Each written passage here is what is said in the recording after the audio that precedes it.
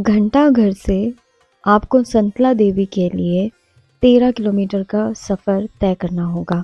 जब आप टपकेश्वर महादेव मंदिर रोड पर आते हैं, यानी कि गढ़ीगंज चौक पर आते हैं, तो वहाँ से सीधा रास्ता आपको मंदिर के लिए बड़ी आसानी से मिल जाएगा और दिशा निर्देश भी आपको बड़ी आसानी से मिल जाएंगे। तो फाइनली हम पहुँच चुके हैं मंदिर के पास। मंदिर के द्वार पर पहुंचते ही जब मैंने पीछे मुड़ कर देखा तो उसके द्वार पे कुछ संदेश लिखा था, जो एक स्थानीय सज्जन से हमने पूछा। ये कठिनाइयों में जैसे आदमी निर्वस हो जाता है, जैसे भगवान को भी गाली देने लग जाता है, माँ बाप का आपने ऐसा नहीं कहा, तो इसका अर्थ ये है कि कैसी भी कठिनाई हो, परेशानी हो या मुसीबत हो, तो मतलब हिम्मत नहीं हारनी चाहिए और साथ में भगवान को भी नहीं भूलना चाहिए। अच्छा, क्या शुभ नाम है आपका? शेर सिंह पवार। अच्छा, ये आप ही की दुकान है? जी कितने समय से हैं आप यहाँ? हमारी 8-9 पीढ़ियाँ हो गई हैं ना। 8-9 पीढ़ियाँ? जी, हम टेरी गढ़वाल के हैं, कोटी से। अच्छा अच्छा। तो हमारी यहीं कुछ से ही संतला जी में। अच्छा, बहुत बहुत धन्यवाद आपका।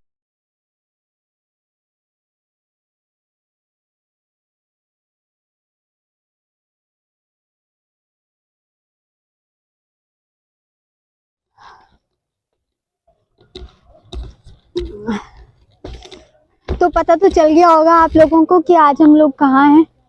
संतला देवी जा रहे हैं और इतने सालों से सोचते सोचते आज फाइनली मैं जा रही हूँ अपने पतिदेव के साथ।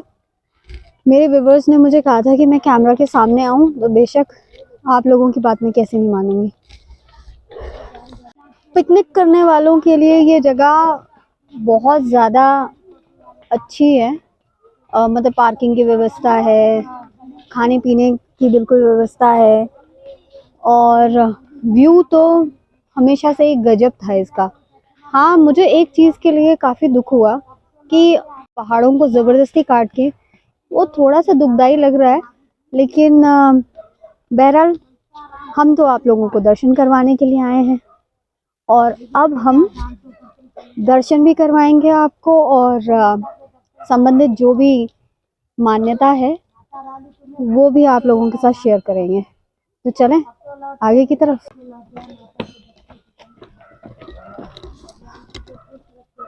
यहाँ पे आने का वैसे जो टाइम है, पूरे साल में आप कभी भी आ सकते हैं। ज़्यादा सर्दी में वैसे थोड़ी सी ठिठुरन वाली सर्दी आपको महसूस हो सकती है, लेकिन बाकी सब टाइम, खासकर गर्मियों में अक्टूबर अगस्त का टाइम यहाँ पर बहुत परफेक्ट रहता है और काफ़ी लोग आके ऊपर माता के दर्शन करते हैं और पिकनिक नीचे करते हैं। बहुत सारे आपको पड़ाव मिल जाएंगे जहाँ आप आराम से बैठ सकते हैं, सुस्ता सकते हैं और बुजुर्गों को साथ लेके आना चाहें तो बड़े आराम से आ सकते हैं, जैसे कि मैंने पहले ही बताया था। कितने सालों से आप माता के दरबार पे आ रहे हैं? क्या एक्सपीरियंसेस रहे हैं इन सालों में आपके, जब आप आए हैं? तो मैं तो पहले ही बार आई हूँ।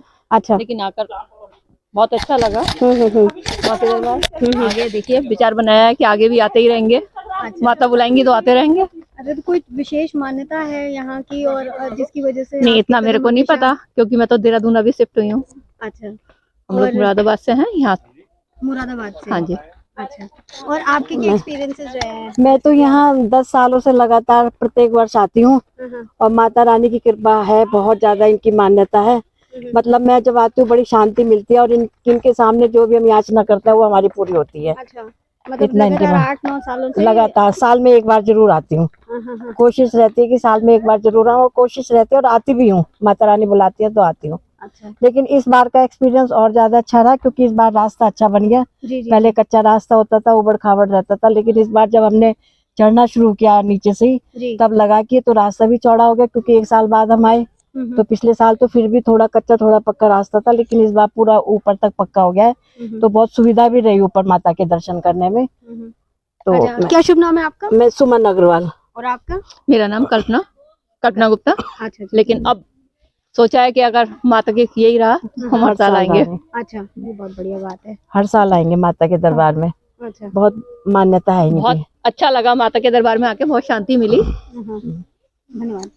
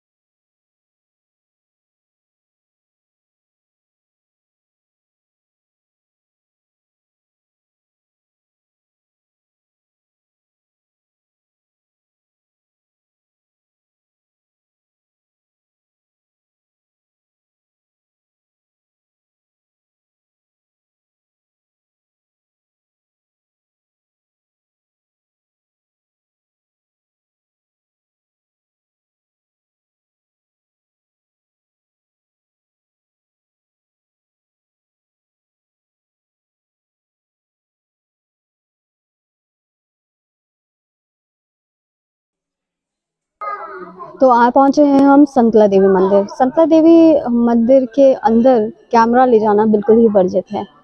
हम बाहर से जो आपको दर्शन करवा पाए वो जैसा कि आप देख ही चुके हैं। यहाँ की मान्यता है कि माता यहाँ पर विराजमान है और उनके साथ स्वरूप विराजमान है उनके भाई का। भाई बहन के अटूट प्रेम और विश्वास शक्ति के लिए ही प्रसिद्ध है ये संतला देवी मंदिर। और मंदिर के जो पुजारी हैं उनका ये कहना है कि वो किसी भी के भी सम्मुख आकर किसी तरह का कोई स्टेटमेंट या फिर वो स्टोरी नहीं बता सकते। बहुत सारी ऐसी चीज़ें हो जाती हैं जब कुछ लोग अपने फ़ायदे की वजह से मंदिर के ऐसे पवित्र वातावरण को अपनी किसी न किसी वजह से दूषित भी कर देते हैं। और मुझे ये जानकर बहुत दुख हुआ कि हमने जब उनसे पूछा, क्योंकि ये मेरे साथ पहली बार हो रहा है कि हम लोग किसी मंदिर में जा रहे हैं और वहाँ के पुरोहित हमसे बात करते हुए डर रहे हैं। मंदिर के प्रांगण में आने के बाद जब आप इसमें प्रवेश करते हैं तो प्राकृतिक सौंदर्य आपको चारों तरफ से घेर लेता है।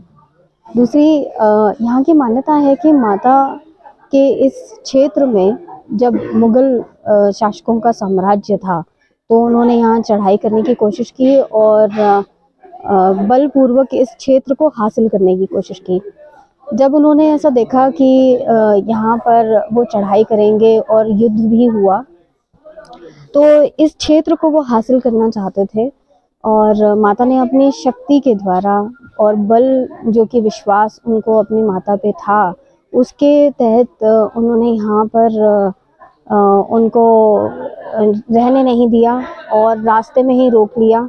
और जो भी चढ़ाई करने मुगल शासक यहाँ आए थे उन्होंने अपनी प्रार्थना और विश्वास के चलते उनको आंखों से अंधा कर दिया, यानी कि रोशनी ही रोशनी रही और वो आगे आ भी नहीं पाए।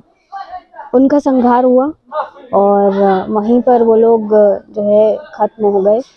ये माता रानी का स्वरूप जो अंदर है वो एक पत्थर में है, स्टोन में है और भाई बहन का स्वरूप है। लेकिन यहाँ आने वाले भक्तों की मनोकामना माता ऐसे ही हर वक्त पूरी करती हैं, चाहे वो किसी भी विषय में हो। चढ़ाने वाले यहाँ पर जैसे कि आप देख रहे हैं कि यहाँ पर मेरे पीछे बहुत सारी चुनरी लगी हुई हैं जो कि मान्यताओं के आधार पर लोग यहाँ पर लगाते हैं। घंटियाँ दे सकते हैं आप, अगर मंदिर में किस तरह का कोई और चढ़ावा चढ़ाना चाहते हैं तो चढ़ा सकते हैं, लेकिन जो कि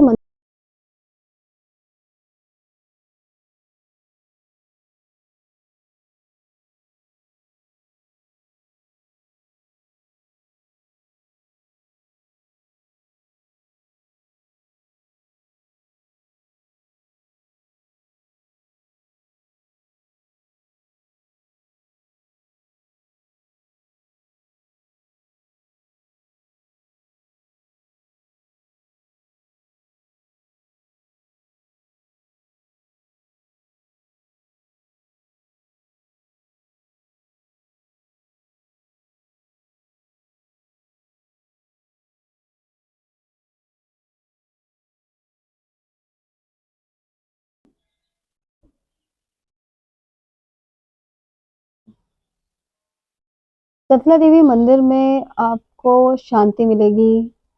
यहाँ का जो वातावरण है वो आपको एक नया एक्सपीरियंस देगा। कुछ चीज़ों को देखकर मेरा मन बहुत खुश हुआ।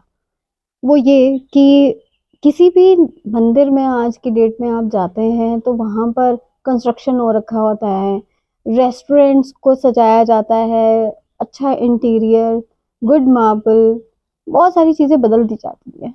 लेकिन संतला देवी मंदिर में आपको जो दुकानें हैं उनके लिए कोई विशेष उन्होंने प्रबंध नहीं कर रखा है कुछ सामान को लगाने के लिए या कुछ भी। नेचुरली जो चीज़ें वहाँ पे अवेलेबल हैं उसी को वो यूटिलाइज कर रहे हैं। जो रेस्टोरेंट आप देखेंगे वो चूल्हे का यूज़ करके उसके ऊपर बनी हुई चाय आपको देते हैं, पकोड़े और छोटी छोटी जो भी चीज़ें हैं, मतलब नेचुरल सोर्सेज को ही यूज़ करते हैं। और इसका जो एक इम्पैक्ट आता है आप पर वो बहुत अच्छा आता है। मुझे यहाँ के बहुत अच्छा लगा। और एक चीज़ देखकर बुरा भी लगा, डस्टबिन की व्यवस्था होने के बावजूद भी आप उसमें कचरा क्यों नहीं डालते हैं। जैसे कि मैंने अपने पहले वीडियो में भी आप लोगों को कहा था कि अगर आप वहां जा रहे हैं तो वो धरोहर आपकी भी तो है, उसका रख रखाव करना, उसको रिस्पेक्ट देना, गंदगी ना फैलाना आपका सबसे बड़ा दायित्व है। तो अगली बार से जब भी आप किसी भी मंदिर में जाएं तो प्लीज जो रैपर्स हैं बच्चों को ही नहीं खुद भी किसी बैग में डाल दीजिए और उसे डस्टबिन में फेंकिए। संतला देवी मंदिर के लिए अब जैसे कि गर्मी आने वाली है, आप आए